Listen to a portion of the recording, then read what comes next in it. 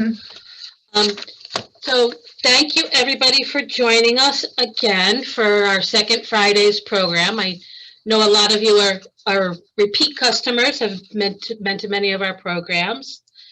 So I'm just going to uh, introduce myself. I'm Karen Albert. I'm the director of the Hofstra University Museum of Art.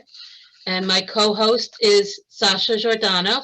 She's going to help me out with some of the logistics and read the chat for me and things like that. We do ask that you leave your microphone on mute while we're doing the presentation. And at the end, there'll be plenty of times for questions and comments, which you can always pose a question or make a comment in the chat during the program. And at the end, we'll go over some of the chat questions.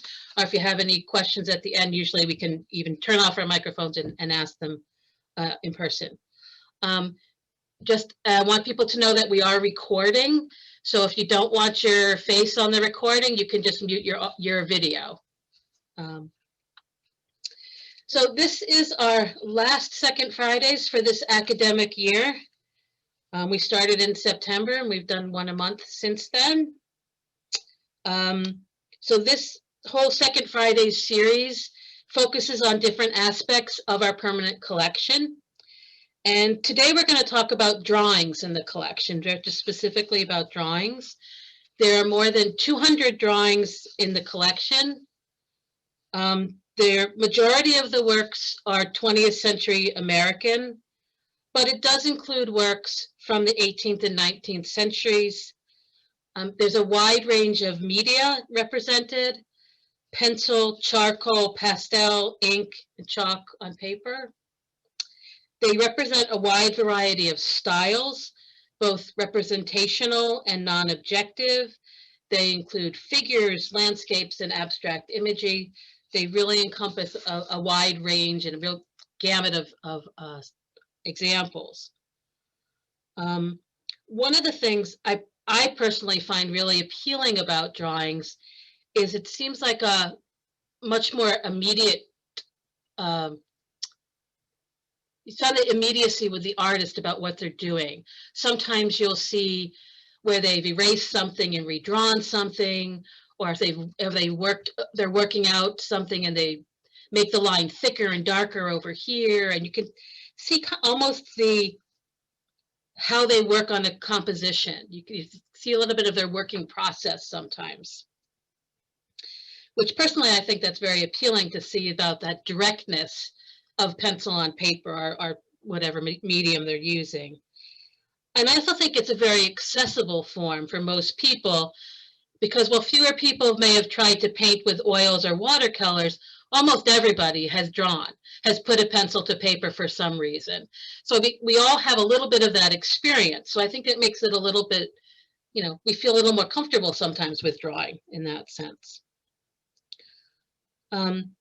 Now, for artists traditionally, and I mean by traditionally, probably pre-20th century, drawings were really done in support of work in another media, where an artist who's working on a large painting would try to work out the composition, or he wants to put a figure in this corner, but he's not sure exactly what the posture, the pose of that figure should be. So a lot of times it was more of a drawing was work. It was a work that was going to be used in another work, whether it was a painting or a sculpture or something like that. With a lot of ways they explored different ideas, worked out composition, those kinds of issues. We find in the 20th century, drawing kind of takes on an art form and in and of itself. So that's a little bit of a time change. So I'm going to start going through some of the works in our collection. This is a drawing, a red chalk on paper by Benjamin West. West was an American artist, but he was one of the most prominent artists in 18th century London. He served as the president of the Royal Academy in 1792 until his death in 1820. So this was very common, that artists in the kind of colonial period, post and revolutionary period in America would often go primarily to London, it seems, to study. and then they would often come back to the US. And a lot of them had influence on the next generation of artists. So that was a very typical way of learning. A lot of artists of this time period traveled through Paris and also through Italy, studying art, drawing the classical sculptures, looking at the art of those other European countries, and that was part of the way the training was. As I mentioned, West was an important figure in educating a number of other early American artists. Ralph Earl, Charles Wilson Peale, Gilbert Stuart, who was the one who did the portrait of George Washington, you may think of. That's Gilbert Stuart. So, and John Trumbull. These were all artists that studied with West and then brought their work back to the U.S. So West was primarily a painter of historical and religious themes. He did some portrait painting, but that was not his focus. So most of his paintings, big historical paintings, generally were often very complex compositions and had multiple figures. So this was, it was like this man throwing a stone was likely a drawing that was done as a study for how to include it in a larger painting. It's very much a sketch. You can see that it's not a finished drawing. You can see there's lots of lines where he goes over. Some of the lines are lighter and some of the lines are darker. So as he's working out the figure, how he wants, the position of the arms with how he's holding that stone, he's working that out in this sketch, and then he would use this as a basis for including it in a painting that he would be doing.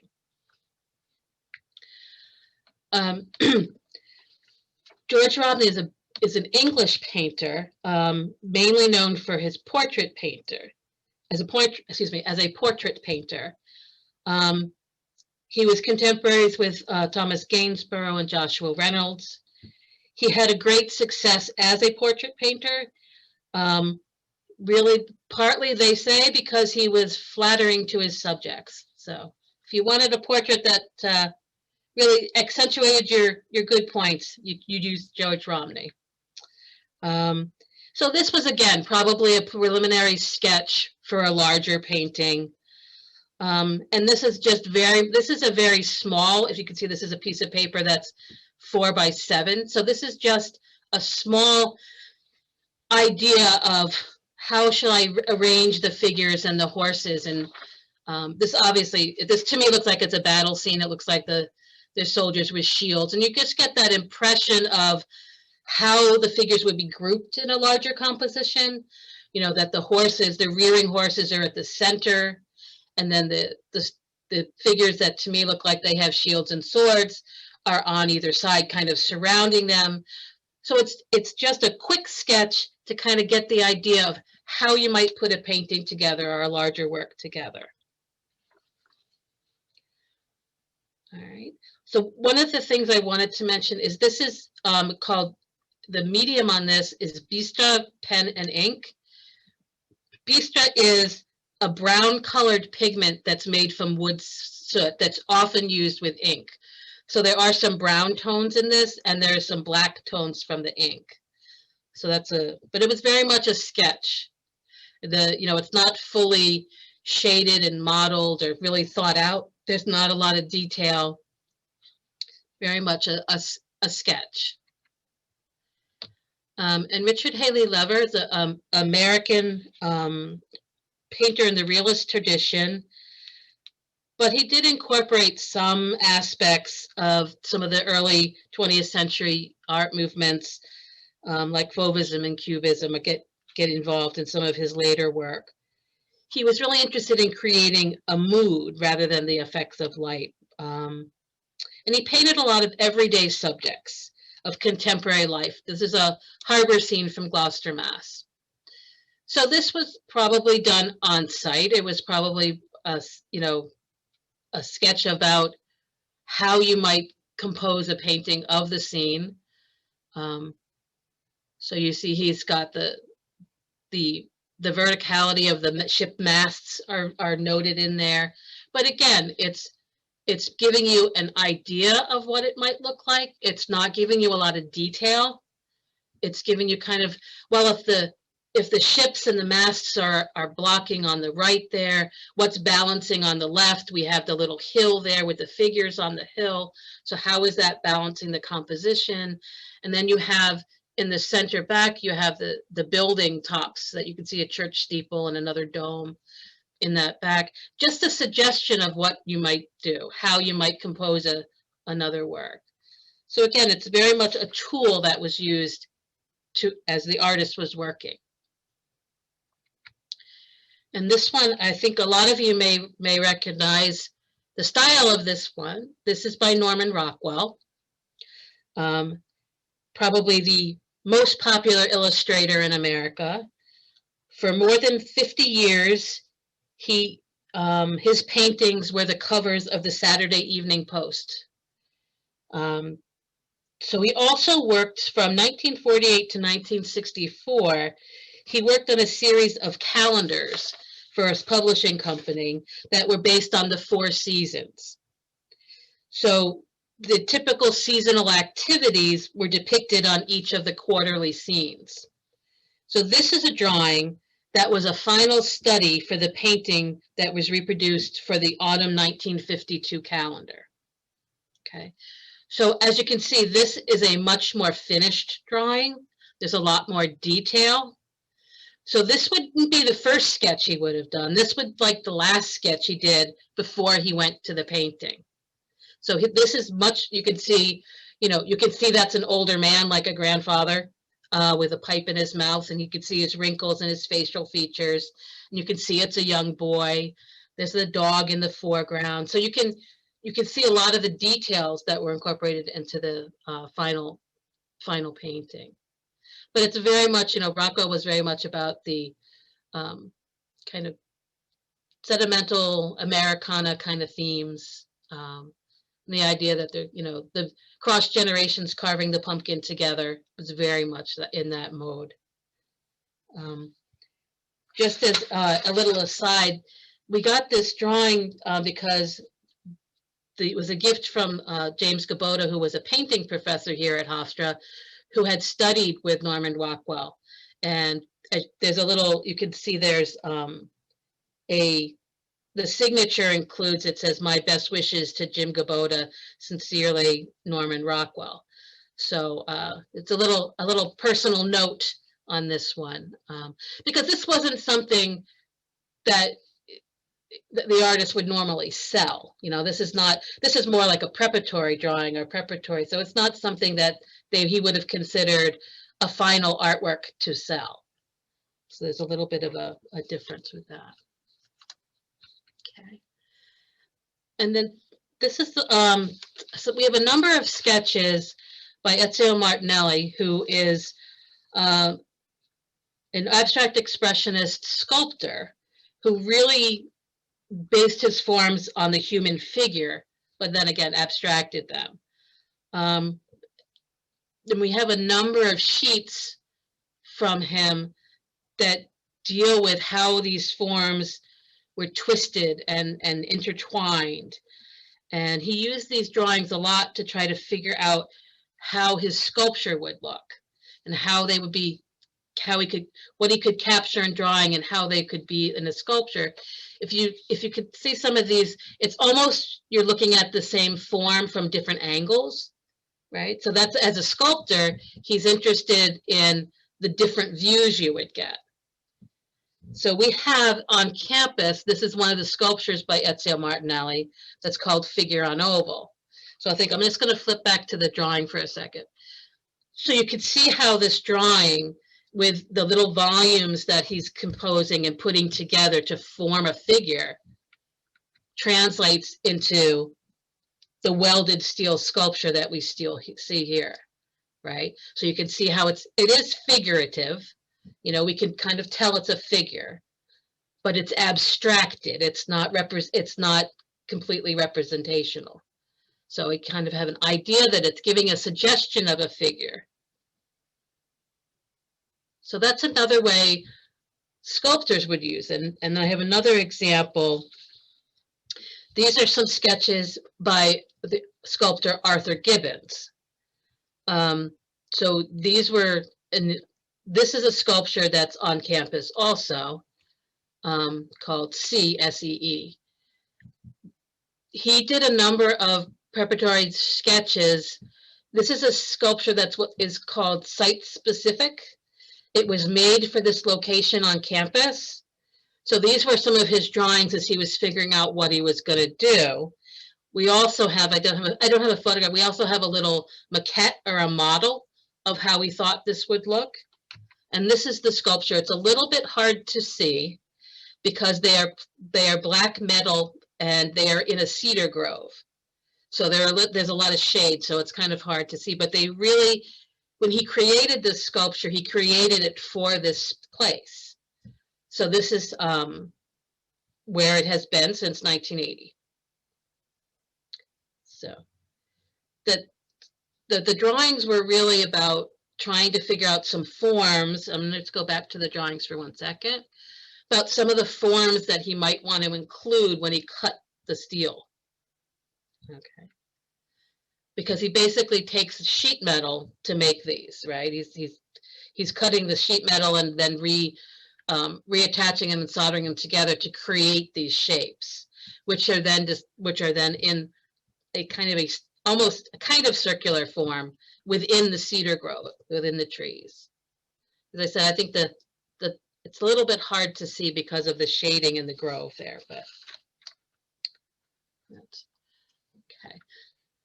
So now, as I mentioned, around the 20th century, drawings really become much more an art form in and of themselves as a finished work of art.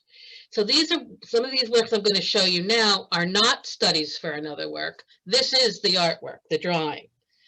So they started to gain a stature of their own. So this is a work by Abraham Wakowitz, he was one of the early American modernists. He studied in Europe as many American artists at the turn of the century did. They traveled to Paris, which at the time was considered the center of the art world. At the time, in Paris, it was the post-impressionism, cubism, futurism, fauvism, all the different avant-garde movements were happening in Paris during those early years of the 20th century. And that was the place to be if you were studying art. That was where you wanted to go. So many of these artists that I'm going to talk about, if the earlier artists, traveled to Paris to study. So he attended the Académie Julian, which is one of the big art schools in Paris. And as I said, was exposed to all these different art movements and kind of really was interested in abstraction, just pure abstraction. So it was a little bit, not something that's kind of similar or realistic, but he really was thinking about the balance of shapes and forms and line in his compositions. And he continued to work in an abstract manner. So this one is called number 10. This to me is just an almost whimsical little drawing. It's very fun. He's just using the India ink, getting lots of variation of tone, where there's some very light lines with the brush in the back, and then you have the kind of the medium gray tones, and then the real black where he's layered on the ink. So even using just that ink, which is black, he's creating a lot of different tonal variations also.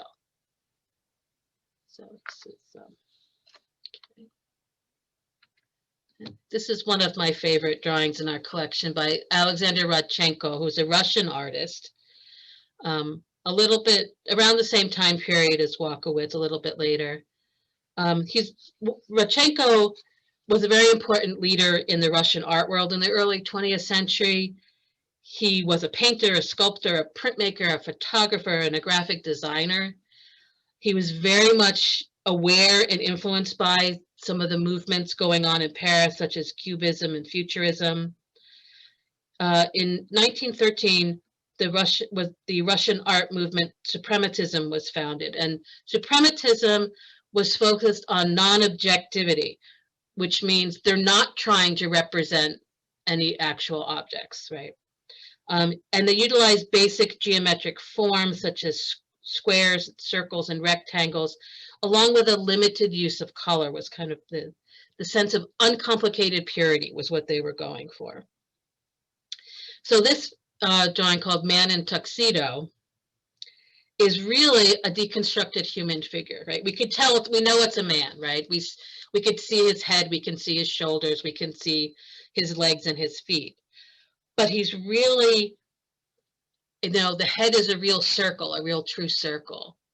What I consider the top hat in the middle of the screen there is a real circle. And his shoulders are squared off, right, to make a rectangle. So he's really, and the legs are triangular. So he's really taking some of these basic shapes and kind of putting them back together to create this figure, which we recognize as a man in a tuxedo, right? We can see the little bow tie right under the circular head. We can see the line of studs down the front of the shirt. And as I said, the circle in the front there, I read it as a top hat, you know, would have gone with his tux.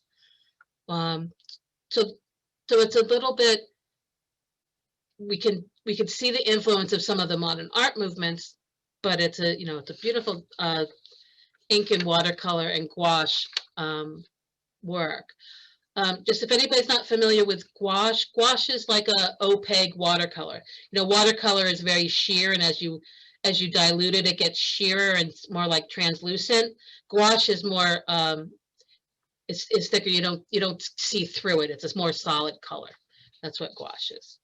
Gives you a different type of look. Okay, and this is a India ink drawing by Jimmy Ernst, who was American but was born in Germany. He is the son of Max Ernst, the surrealist. So his earlier work really resembled his father's work, and he often references back to surrealism in throughout his work. He was really more, Jimmy Ernst was really more into abstract expressionism. That was when abstract expressionism was really a New York-based movement after World War II. So that's the time period when Jimmy Ernst came to the U.S. was right right in the midst of World War II. I didn't write down the exact date. So his work, he tried a lot of different styles over his life. So he incorporated a lot of different, you know, sometimes they were figurative, sometimes they included different symbols, sometimes they have a very calligraphic effect or look like calligraphy. He was also a graphic designer and did a lot of work with lettering. So there's those kinds of influences. He also did landscape work. So this is just an abstract drawing that he did, you know, with pen and ink. And again, you can see the different tonality that he gets from the ink, from leaving the paper blank. That's where you see the white, because that's not white ink on there. That's where the paper is showing through.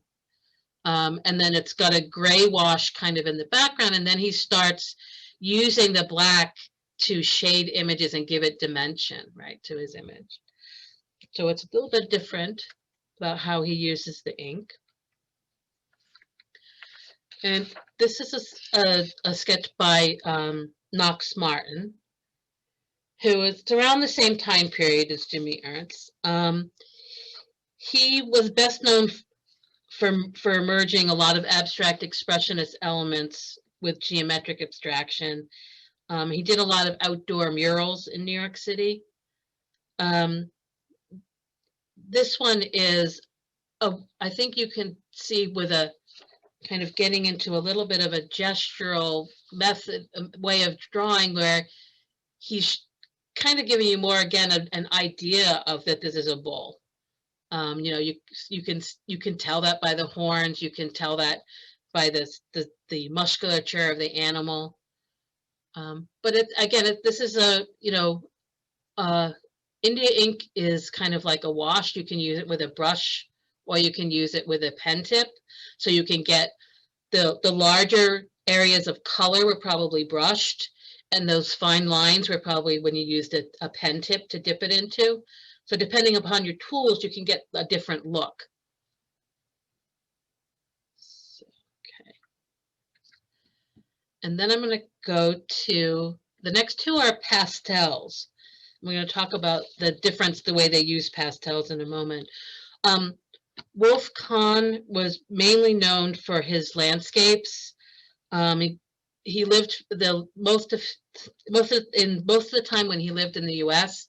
He was living in Vermont, and he was very much trying to capture those kind of open landscapes. Very much interested in the light and building up of layers. This is called Two Islands, and he has that combination of, yes, it is representing something, but it's very much his own expression of how he's capturing that. It's very, what we would call painterly. It's not highly detailed, but you can tell he's capturing the landscape in these kind of swaths of color. Right, so you can see, if you could see on the very far left, there's a little dot of some green and some tree branches. But mainly we see the blue, which would obviously, I think, refer to some kind of lake. Because generally he was working in Vermont, not on the ocean. So I would assume it was a lake, not an ocean. But don't know exactly where this was done. But all right, so I'm going to give you that one. And then this is another artist, Harvey Dinerstein, who was very much a traditional figurative artist in the realist tradition. His work usually includes genre scenes and narratives and complex figurative compositions, and he also does portraits. This is a little study of the Borough Hall on Staten Island, and this is also done in pastel. So I'm just going to go here where you can see them both. Now these are both done with the same material. A pastel, which is kind of like an oily crayon, is probably the best way to say it. So it has a little bit of there's a little texture usually when you use a pastel. And you have on the right where Harvey Dinerstein is doing a very detailed study of the building, where it's very meticulous with his lines and his shading. And you can see, you can see the cornice of the building, you can see the columns, you can see, all of those little details, that's what it is. Whereas Wolf Kahn is using pastel almost like paint in a way, where it's very loose. It's very what we would call painterly.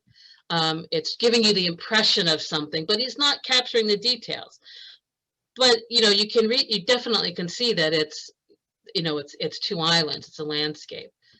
So that's two artists using the same material around the same time, but coming up with very different results, right? So I think that's an interesting comparison for you. And this is a work by Nancy Grossen, excuse me.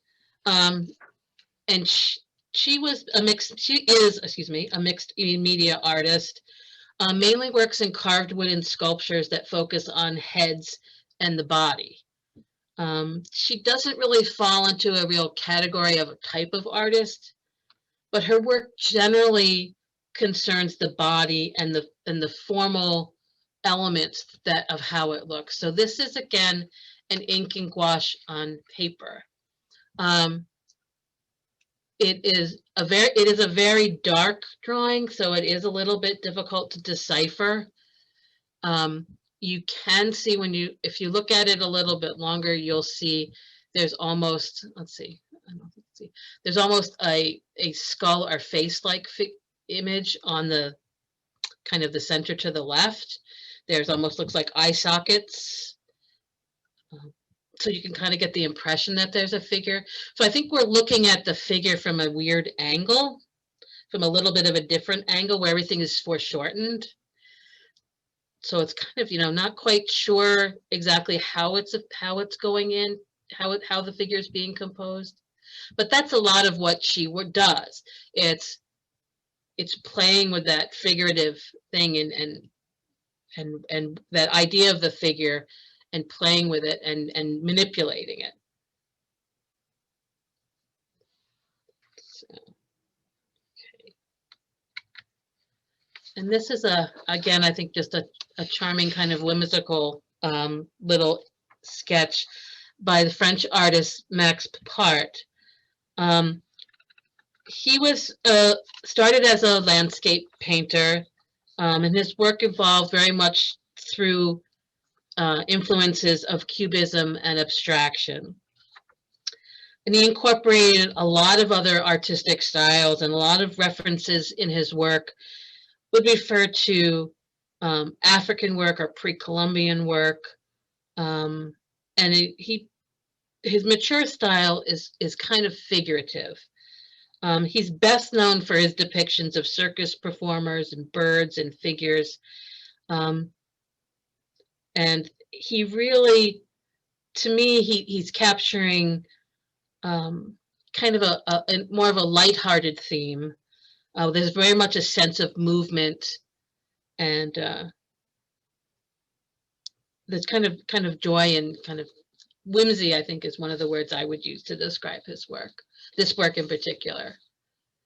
I don't know if there's a, to me, I'm almost thinking this might be like a Don Quixote figure. He's got looks almost like he has armor on his like a helmet on, the way he's drawn it, and he's got definitely has a sword in his hand. So it's kind of but again, this is an ink on paper, and it was meant as a finished drawing. It was not a sketch for something else.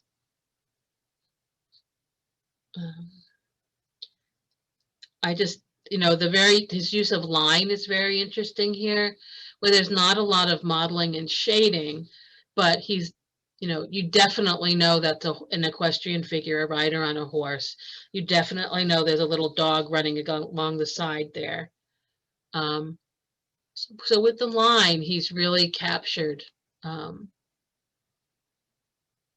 image, and the way he makes the lines really close together and shades and kind of darkens certain areas, kind of gives you tries to give you a sense of volume, but it's pretty much a line drawing.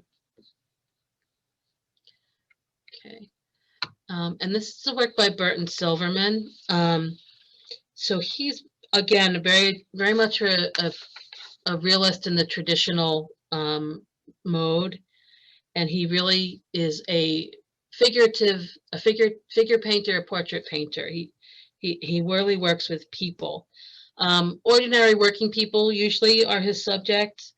Kind of the everyday individual. And this is a charcoal on paper. So it's just, again, it's a traditionally handled, the way he's capturing the figure, the way she's posed is with her hand on her cheek. You've seen before, I'm sure. Very carefully drawn and modeled. There's volume to her face, her nose, her arm and her leg. You can see the shape of that.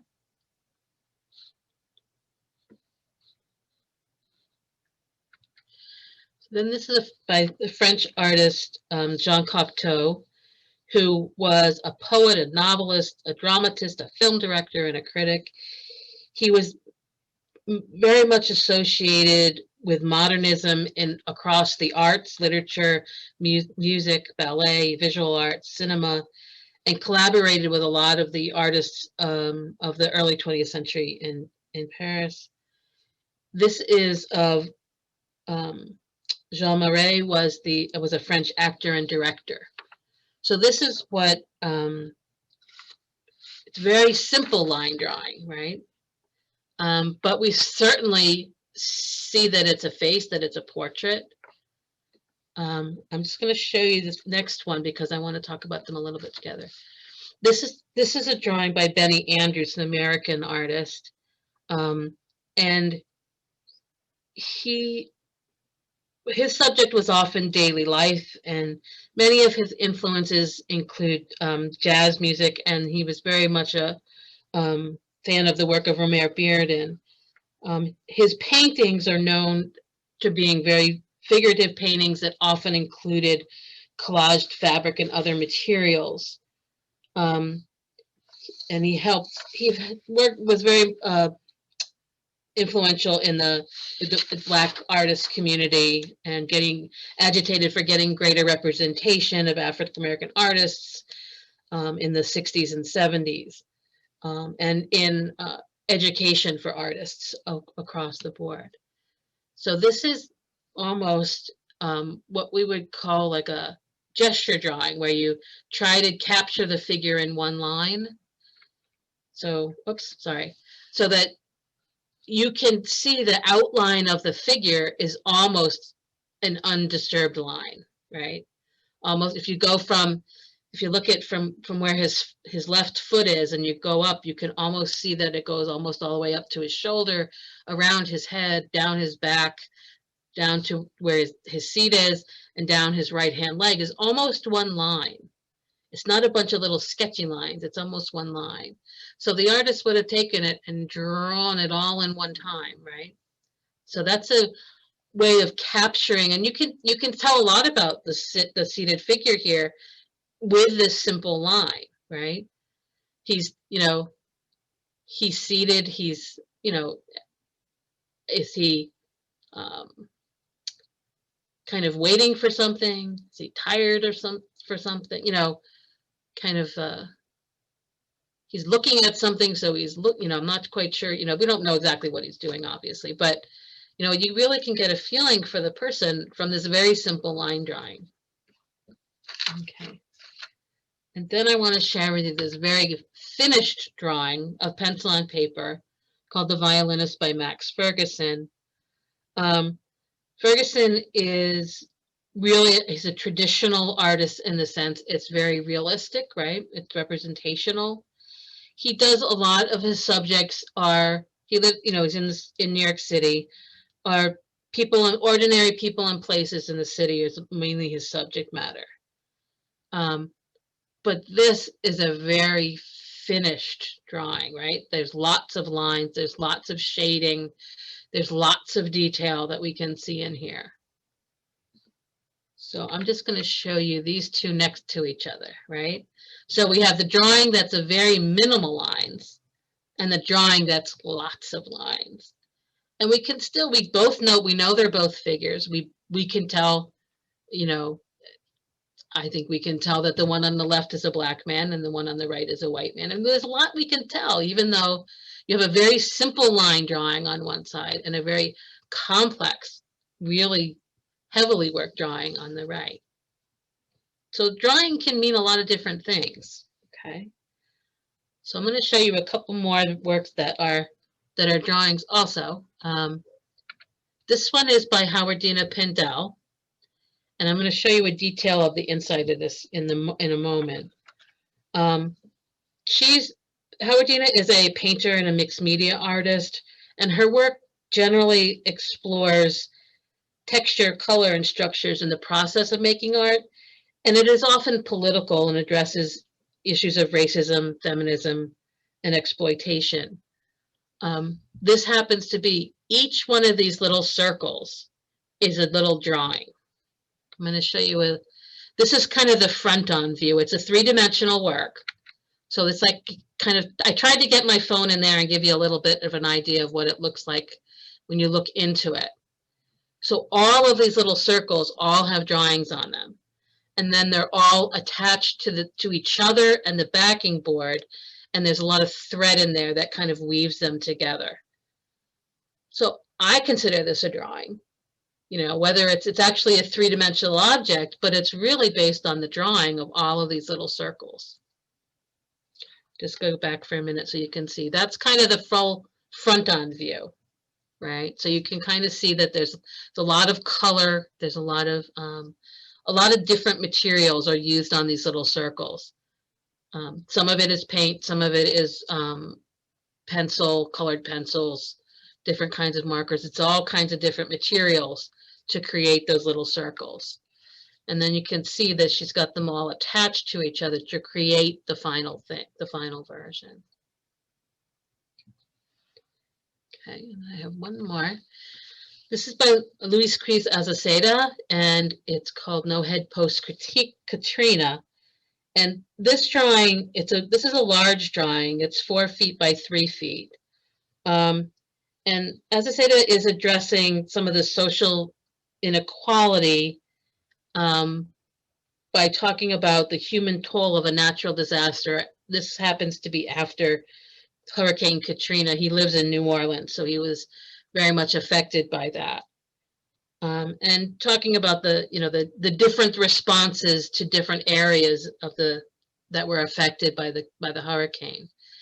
And it's kind of hard to see, but this is kind of a self-portrait. And in the middle of the drawing, you can see where there's a mustache in his nose.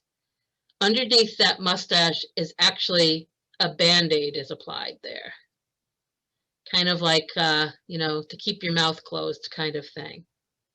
So it's a drawing, but it's also a collage because there is a Band-Aid attached to it there.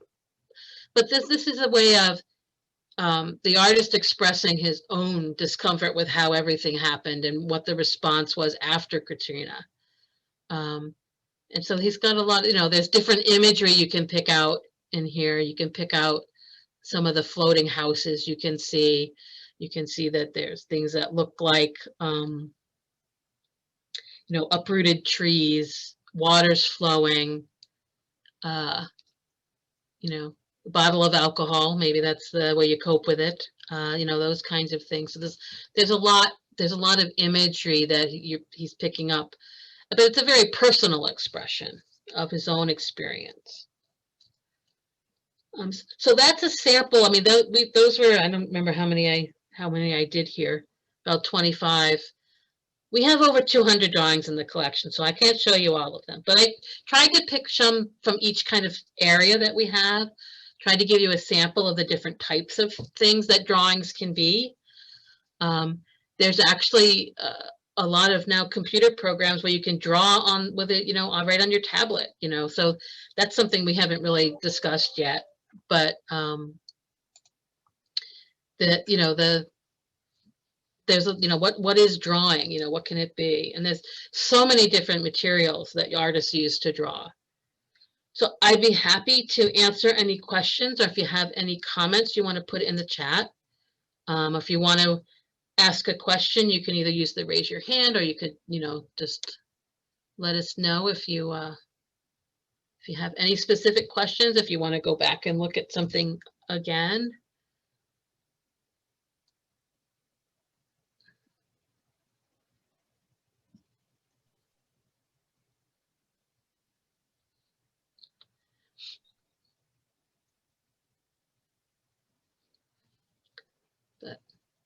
No questions coming in yet, Karen, but we'll give everyone another. Yeah, I'll give you a few minutes. Yeah, they might.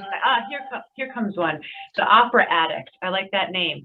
Are drawings more fragile to preserve than paintings?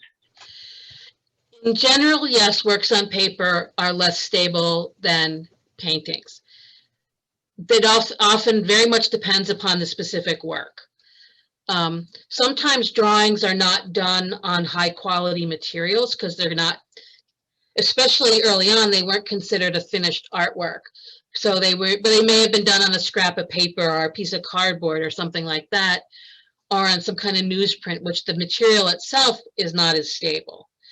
A drawing like this one, like the Azaceta, this is on a really heavy duty, strong drawing paper. So that's not going to really be an issue. But there are some that are done almost on like a tissue paper or something where the paper itself varies greatly. So that any work on paper is a little bit more fragile than like an oil on canvas. Yeah. Okay, more questions are coming in. Okay. Most of the Barry Goldberg, most of the drawings were small. Is that customary, speaking to the size? I think part of that goes to paper comes when you buy a sketchbook or a pad of paper that most artists are you're working from, it tends to be a little bit smaller. This is a large drawing. This is 4 feet by 3 foot. There are artists that work in drawing as their main medium, and they can be any size, because you can buy a roll of paper.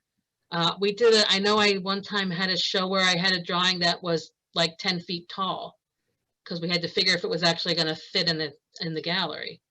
So I think they tend to be smaller because they tend to be more intimate. People are working more intimately with it, but they can be any size. And it a little bit factors into the production of paper and paper size and how paper is manufactured, because larger paper is more of a later mid 20th century thing. So the earlier work, paper wouldn't have been available necessarily that large.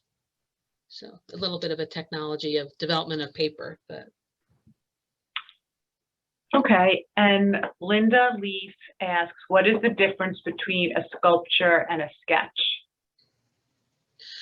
Well, a sketch is generally going to be a work on a piece of paper that's giving you a little bit of an idea of what you might create, where a sculpture is something that's three-dimensional. So it has height, width, and depth. So it's actually talking more about a specific one that you showed. the what Maybe when you were what- referencing like the With the maquette. different things putting together. oh the Martinelli one. Yeah, Okay, let me go back. Trying to see where it was. This is just a sketch. So he did a lot of sketches in his studio while he was thinking No, about. not that one. The That one with the different circles. With each one was a different picture. Oh, you mean the Howarddina Pindell?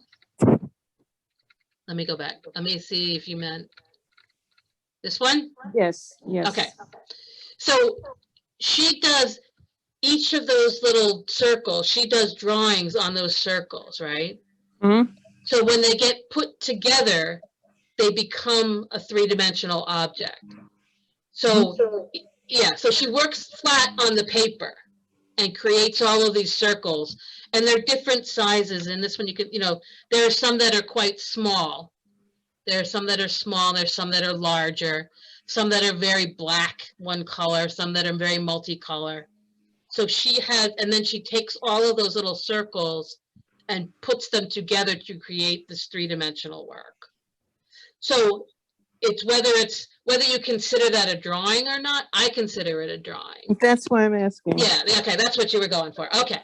So is it a drawing? I think that's up for discussion. I think that's a question of, Yeah. To me, it's a drawing. Also, part of it is those thread lines that you see. The thread lines that connect them, Mhm. those are like drawing lines, like drawing in space to me, right? So she's the same way if you had like one of the other drawings with a horse, the equestrian, the horse and the rider, Mhm. he had very much lines that were connecting the different parts, right? So here, the thread does a similar thing here. So to me, it's in space, it's three-dimensional because it does have that depth, but it is almost like those lines are part of the drawing.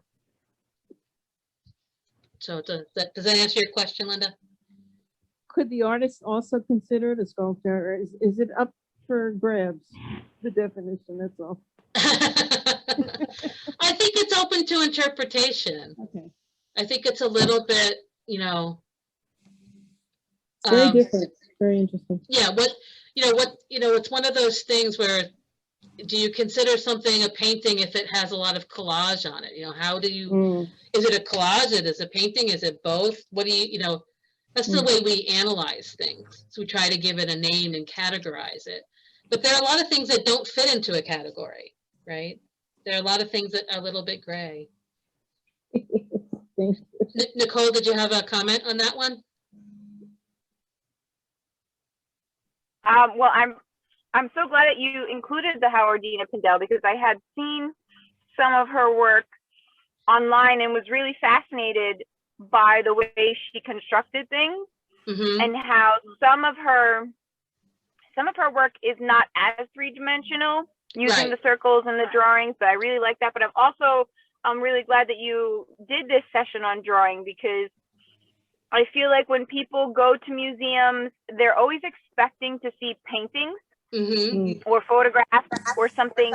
And I think that there is a disconnect between how that painting or sculpture gets made, and that there's this whole process of sketching and drawing that usually takes place quite a bit before you get to that actual piece that is sitting Right. in the museum.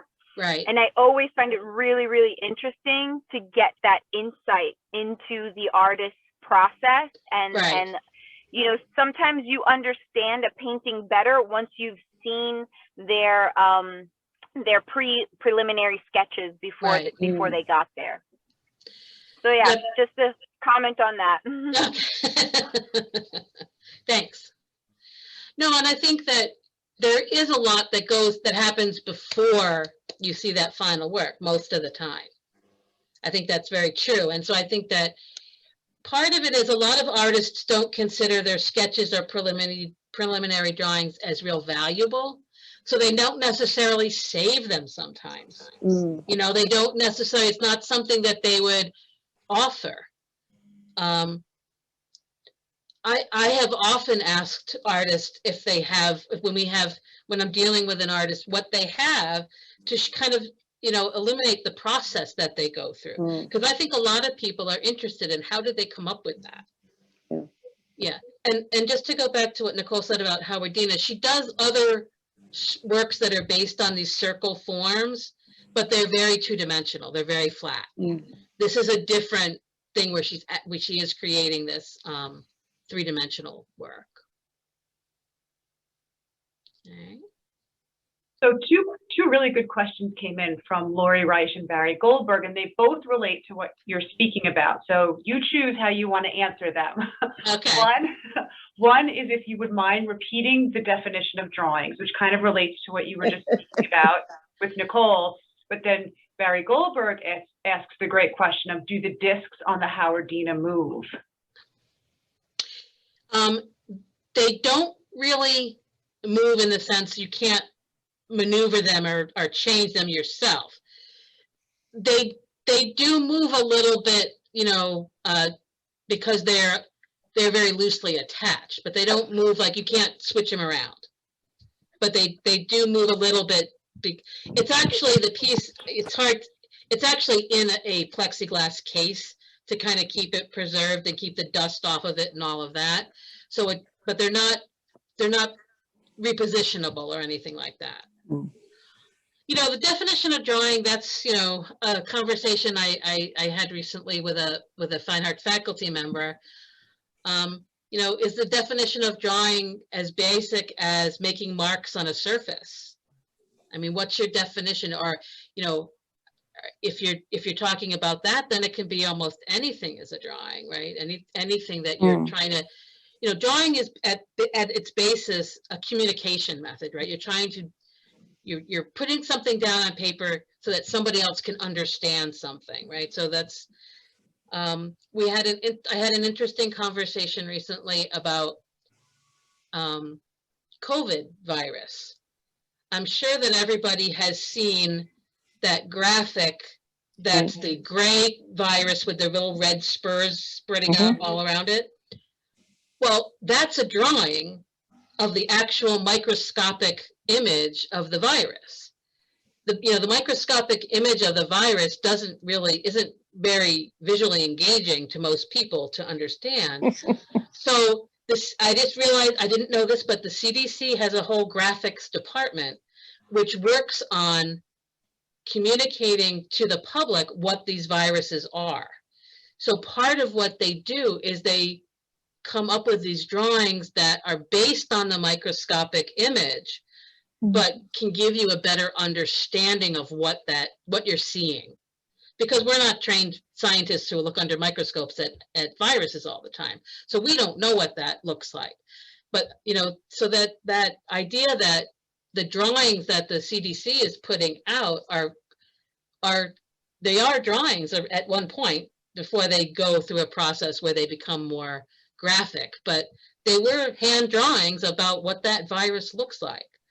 Little And hieroglyphs. yeah, and how, you know, what they're going to focus on from that microscopic image of the virus to make us aware of how it works and what the parts of it are that, and how, that whole issue. So it's really giving us a visual description to help us understand something. So drawing is at the very basic. It's a form of communication, right? Mhm. So I think that's my short answer. But I think it can be a lot of things. And there's and I think you can see from just the works in our collection, something as simple as a very simple line drawing, like the Benny Andrews man, Mhm. compared to the Max Ferguson violinist, which is so detailed and complete, and just an amazingly realistic image, with all of that three-dimensional modeling and shadowing and everything in there. So it can be, there's quite a range of what you consider a drawing. So I hope that answers the questions. I think so. There's nothing else in the chat, but if anybody else has any questions, if you want to type them in now, I guess we'll give it another second if people are typing, but no other questions right now. Okay. I'm just going to go on to so we're not going to meet in July, so I'm going to be on vacation, so not doing it from the beach. So our next virtual session will be August 13th at 3 o'clock. That's another Friday. And what we're going to do at that time is we're calling it a Welcome Back Fall Preview, because we are going to be opening the gallery September 1st. So we want to give you in August, we're going to let you know what the shows are going to be, some details about, so maybe some behind the scenes video we're going to work on so you can see about us installing. And if there's any kind of COVID restrictions or requirements to visit, we'll let everybody know at that time. We don't know yet what those might be, but at that time, by August, we'll know. Right now, we don't really know if there's going to be anything, because the university is opening fully in person for next semester. So the museum is going to be reopening the gallery September 1st. And we are going to be doing some in-person events. So we hope that you will join us for those too. We will continue to do a couple virtual events.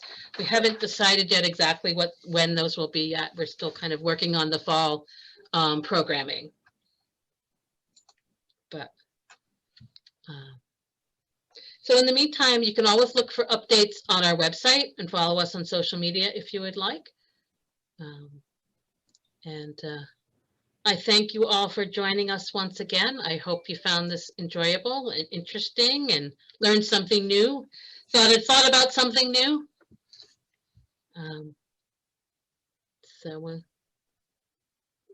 Enjoy your summer, and I'll see you in August. Thank you. You're welcome. Thanks, Thank you. Karen. Thank you. You're welcome. Bye. Have a good evening.